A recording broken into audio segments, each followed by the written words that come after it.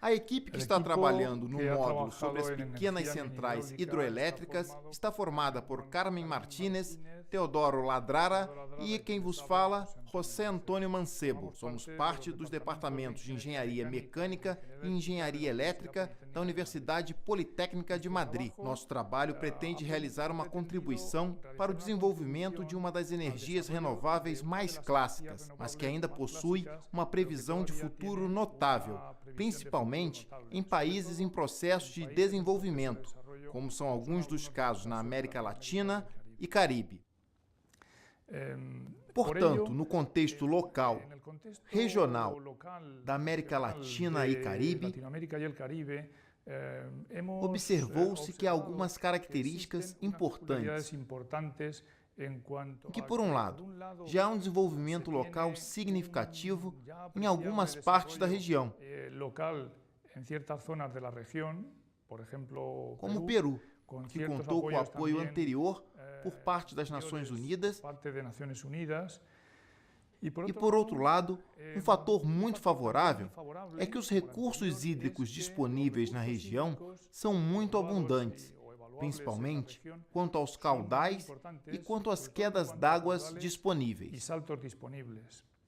Entretanto, existem muitos desafios, já que a região está atravessada de norte a sul por uma enorme cordilheira, a Cordilheira dos Andes, que além de prover muitos recursos hídricos e também as quedas d'água, dificulta muitíssimo as comunicações, já que as infraestruturas são limitadas.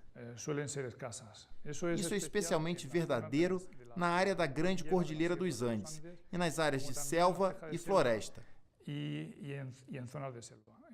O desenvolvimento da infraestrutura, além do mais, é limitado por aspectos ambientais, e essa é uma terceira ou quarta dificuldade a que deve ser considerada para essa região. Levando em conta, então, essas características regionais, nós estruturamos o material didático desenhado para este módulo em diferentes blocos temáticos. Diseñado para este módulo em vários bloques temáticos. A primeira seção cobre uma abordagem territorial, em particular a medição dos recursos disponíveis, principalmente os caudais e as quedas d'água. Esses são aspectos necessários para o pré-projeto e projeto de qualquer pequena central hidroelétrica. É importante ressaltar e levar em conta alguns padrões internacionais, que a potência mínima limite de uma estação energética de mini hidroelétrica é de 5.000 kW, enquanto um outro padrão estabelecido define que até 500 kW de potência é considerado uma central micro-hidroelétrica, que é um campo muito interessante, cujo algumas tipologias também são contempladas no material didático que preparamos para esse módulo. Bem, uma vez definidos os recursos hídricos, deve-se acompanhar o caminho percorrido pelo curso d'água. Logo, o próximo bloco é sobre as instalações de engenharia civil que estarão construídas próximas aos recursos, ou seja, levar a água para a central energética. Basicamente, existem dois tipos de centrais, uma por barragem e outra por canal de desvio. Ambas as técnicas serão contempladas nesse módulo. Assim, apresentamos um conjunto de elementos mínimos para o projeto de açudes, de caixas de admissão, de canais de desvio e também de torres de admissão. E com isso a água, nosso querido recurso, é levada até a turbina, que podemos dizer que é o equipamento protagonista do ponto de vista hidráulico de toda essa infraestrutura. Assim, dedicamos boa parte do bloco aos tipos de turbinas aplicáveis nas centrais hidroelétricas de pequena potência.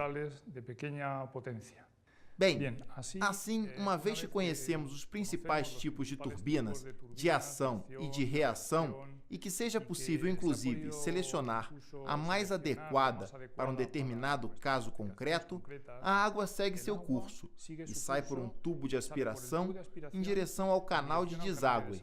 Desse modo, devolvemos ao rio a água utilizada, que segue seu curso natural, É assim que obtemos uma energia que é totalmente renovável. Bem, não podemos desconsiderar a obra civil depois do canal de drenagem, que também é parte do projeto global de infraestrutura das centrais energéticas.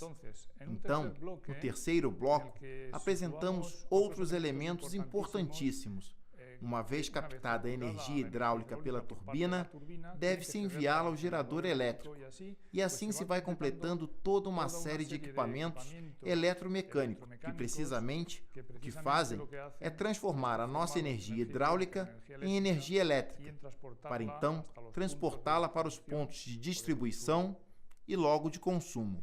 No caso de alguns países da América Latina, nos quais essas tecnologias são aplicáveis, com certeza deve-se levar em consideração sistemas elétricos isolados, e isso provoca uma grande quantidade de problemas de gestão, já que a produção excedente, por exemplo, durante a madrugada, é difícil de manter e transportar se não houver uma central de bombeamento. O último e quarto bloco, apresentamos aspectos não menos importantes nesse tipo de projeto, as viabilidades. Uma viabilidade, sem dúvida, é a econômica, que não podemos fugir. Se houver um custo-benefício positivo, o projeto será viável. Caso contrário, é melhor desistir. Mas há também um outro aspecto que vai determinar o grau de viabilidade. São os aspectos meioambientais e ecológicos envolvidos no projeto.